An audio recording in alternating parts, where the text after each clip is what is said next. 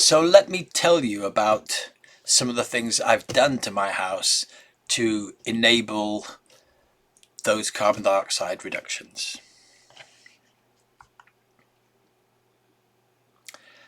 So that's the jumble of pictures. Let's look at them now. So there are basically three categories of things.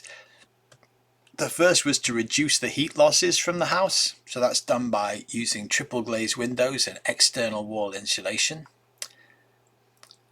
Then we generated some electricity with using renewable electricity, using solar panels and installing a battery to capture the solar energy during the day and use it at night. And finally, we stopped burning gas. But let's look at these things here. So you probably know what triple glazed windows are. They're like double glazing, but they've got 3 panes. You wouldn't notice the difference. I'll show you some pictures in a moment. But you may not be familiar with the idea of external wall insulation. So here's a wall, and the idea is you stick insulation on the outside of it. But it sounds very simple. The process is actually very complicated. So first of all, you put some primer on the wall, and then you apply a little thing to hold the insulation, a little rack, and then you start sticking insulation on there. So you've got insulation boards. I've got 100 millimeters of insulation boards on my house with some adhesive mortar holding it in place. So then you stick that up right over the whole of the house. Now this stuff's quite heavy. Oh yeah, so you fill in all the gaps with foam. Now it's heavy, so you have to, as well as using mortar to do it, you have to hold it in mechanically using some steel fixings. And then you apply some mortar to the outside of it. The company calls it a base coat, and then you apply some fiberglass and some more mortar, and finally you apply a sort of decorative render to the outside. So let me show you what this looks like when it's going on. So this is our house, the back of our house as it's being devastated. The red stuff there is the primer, and you can see the pink insulation boards being installed on the back.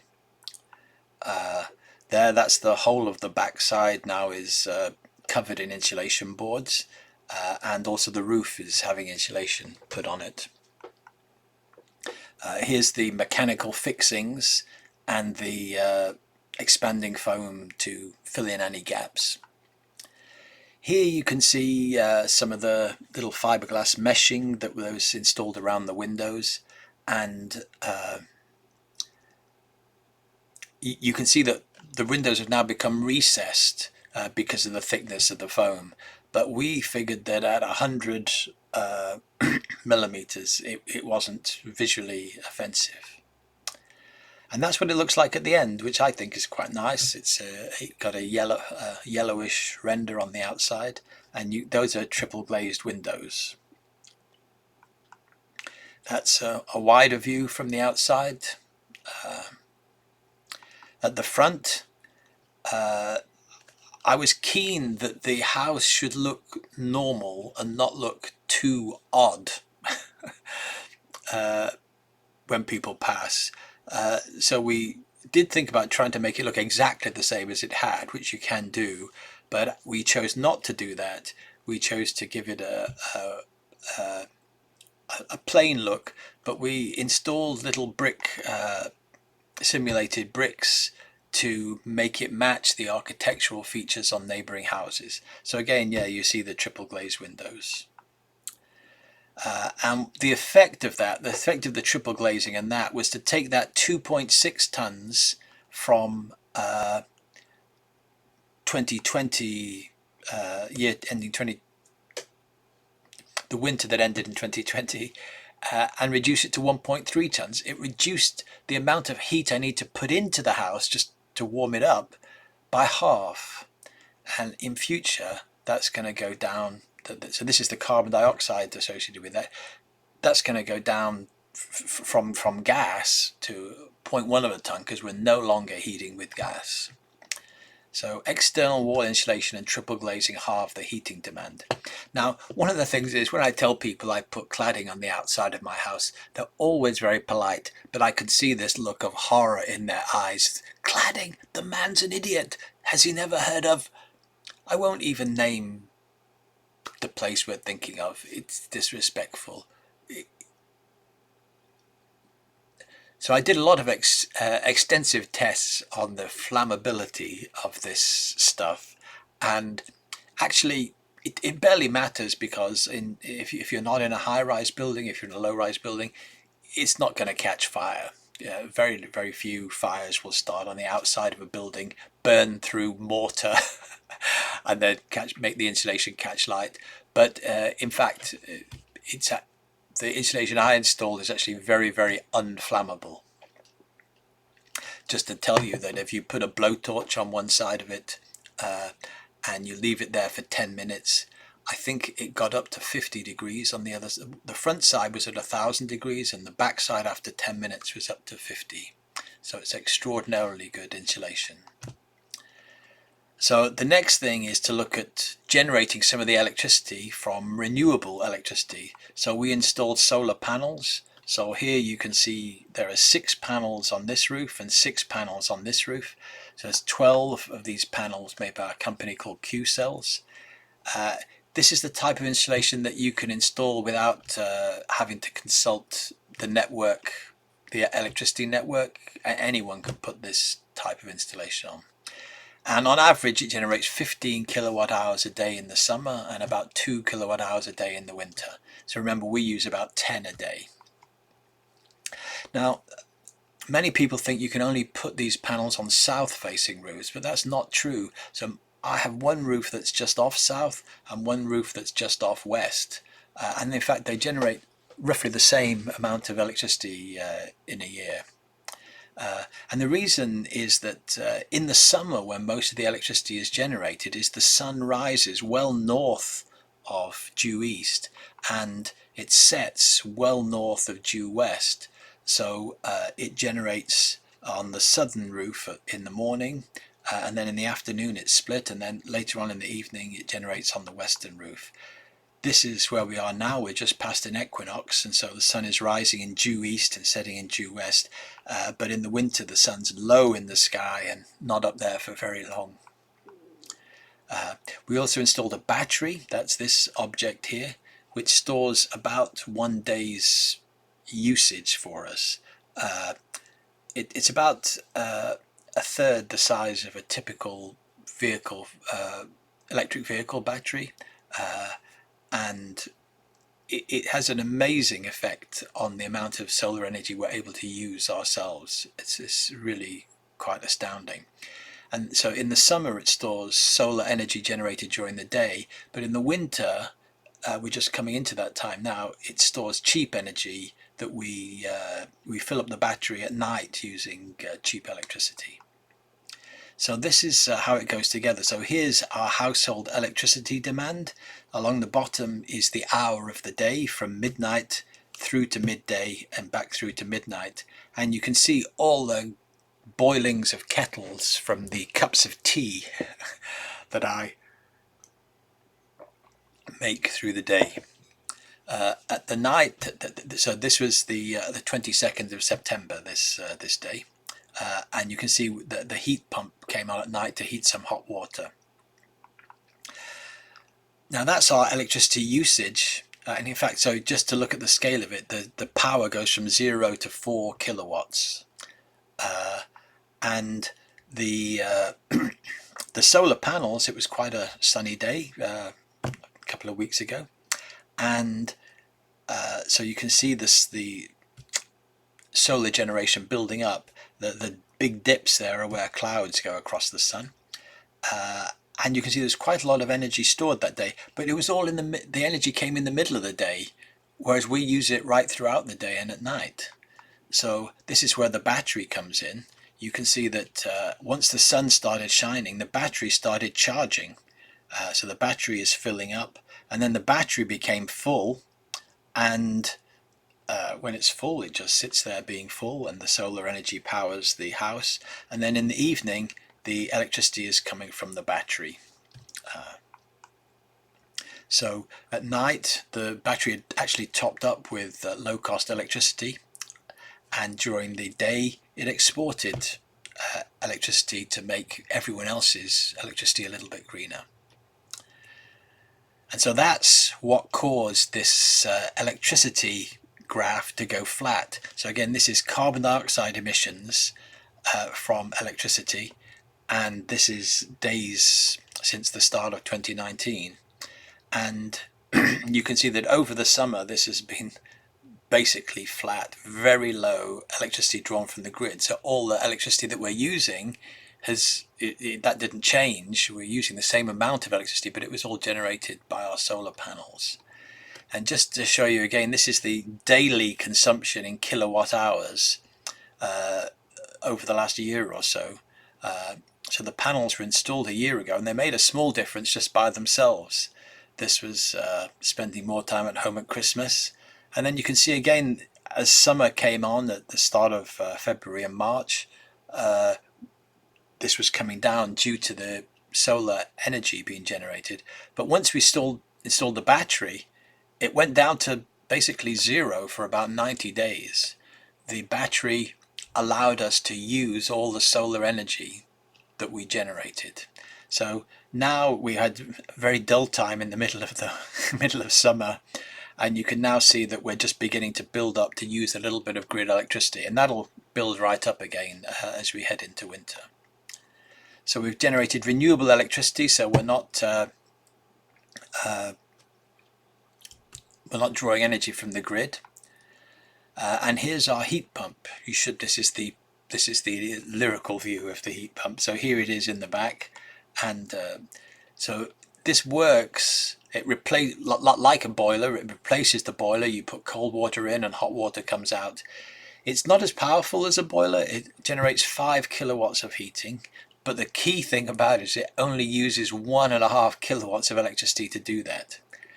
Now it needs a hot water cylinder, but so it supplies hot water to a cylinder for storage and hot water to radiators. And so from gas, the reason that gas emissions this winter are going to be so low is we don't have a gas boiler anymore. But now the electricity emissions this winter are going to go up. Now I don't know exactly how much they're going to go up, but that's my guess that it will be about 0.6 tons. That's the effect of the heat pump. So those are the three things that I've done to the house, the three categories of things. Reduce the amount of heat I need to keep the place warm, and I've then installed renewable electricity generation and a battery, and then the last thing is to install a heat pump. Now I'm just going to go straight on at this point, because I'm sure you want to know, what did it all cost? It cost a lot of money, but here is the truth as we go through. So if we go through the main works, these are the capital costs. If we go through the main works, the triple glazing, which was 11 windows and 2 doors, cost just over £10,000. Seems to me this is really great value. This needs doing anyway periodically. Every 25 years you probably need new windows. Maybe it's 30 or 40 years, I don't know what it is. But when you get that chance, I would say invest in the best that you can do. Fortunately, we don't have a particularly architecturally beautiful house, and so we could get just standard windows, but all windows can be improved. Then there's the external wall insulation, and that cost about the basic cost that they suggest as a rough estimate is £100 per square metre. So it's like having fancy flooring, fancy wooden flooring for your kitchen or your living room, but installed on the outside of the house. That's the sort of rough cost. Actually, it cost a little bit more because they did insulated the roof for us as well.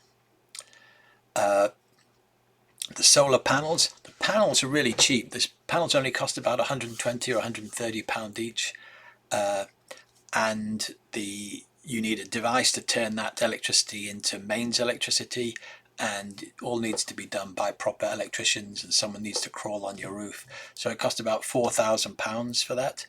The battery was expensive.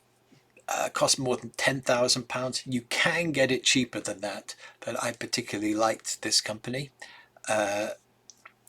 and they did a very good job. The heat pump cost about £8,000, but it actually cost about £13,000, but the government gave me £5,000 using the Green Homes initiative. I applied 2 weeks before they scrapped it, so I was very lucky for that. But I'm sure there will be another similar thing coming soon. And I had to have associated works done, wiring as well, so that made it a bit more expensive. And there were other works that we did. Obviously, there's getting an energy performance rating certificate. I installed a lot of monitoring equipment, which cost over £1,000. But in fact, the government are paying me back all that money. The government, the Office for Generation, Ofgem, I think they're called, have monitor my heat pump, and it's part of a research project to establish how heat pumps work in real life. But I get the data as well, so that's good. Now, this may not look very green, but we also installed air conditioning in the upstairs. We installed one unit in our bedroom and one unit in the hallway. And the reason is that as a result of global warming, the UK is experiencing increasing numbers of summer days that are over 30 degrees Celsius. And I find them unbearable. I find it hard to sleep. I find it hard to think when it's that hot. And so we installed an air conditioning unit, which is very expensive, £5,800. But it's really quite green in a way, because in the summer all the electricity is solar powered. So when it's sunny and hot, all the electricity is carbon free. And finally, again, it depends whether you want to count this for the heat pump, but because we had to install a domestic hot water cylinder, we had to refurbish our bathroom, and that cost about just under £8,000. So if you look at that, and let's just work with this main figure here of the capital costs of £60,000. So the running costs, so before we were spending about £1,600 or £1,700 a year on gas, and now I expect that to be, now I've kept the cost per unit the same for this, even though, as we all know, prices are actually all over the place. But the equivalent cost, if you like, would have been, it would have saved about £1,000. So I'm basically getting £1,000 a year benefit from spending £60,000. Now, actually, it's a little bit better than that for me. I feel obliged to tell you about this, which is that if you install a heat pump, you can benefit from what's called the Renewable Heat Initiative, where the government will pay you for using electricity to generate heating. And it turns out that that comes to around about exactly the same as the bill. So I don't think I'm going to be paying much for the next few years. So what's the return on investment? Lots of people want to know that. So here's the answer. It's £60,000, and let's say it's savings of £1,000 a year, and that's 1.6% return on investment. But it's about 3 tons of carbon dioxide per annum. And so here's what I think is the key graph. So here's the household emissions of carbon dioxide in tons. And it's running from 2020 here through to 2040, and that's when I expect to die. I'll be 80 at that point, and that's a pretty good target age for death. And you can see that if we'd done nothing, our carbon emissions would have gone up on this line here, this wiggly line, a lot of gas emissions every winter if we'd done nothing. But because of the steps my wife and I have taken, actually things are initially worse. That's because the heat pump, the cladding, the mortar that goes on, the battery, the solar panels, all have carbon dioxide has been emitted in their manufacture. And so I'm owning that, and that now goes up to so that's it. We've increased our emissions temporarily, but by the end of 2023 you can see that we've reduced them so much that that carbon debt will be paid back. And by the time I plan to die, you can see that the household emissions, there'll be 60 tons of carbon dioxide not emitted by this household by the likely end of my life. And that's with no loss of quality of life. So just to sum up this talk, I've described how I've spent £60,000. There's been no loss of quality of life. And we've reduced the carbon dioxide emissions by about 80%, and we think they'll go down further in future years. So here are the ways I emit CO2. I've only looked at this one, and it's clear that 90% reduction in emissions is possible. And this is actually probably the biggest element for most people. And it may be that 100% reduction is possible. I'll talk about that another time. And so that's the meat of this talk. When it comes to traveling, the only thing I know you can do is travel less. Use public transport, use bicycles.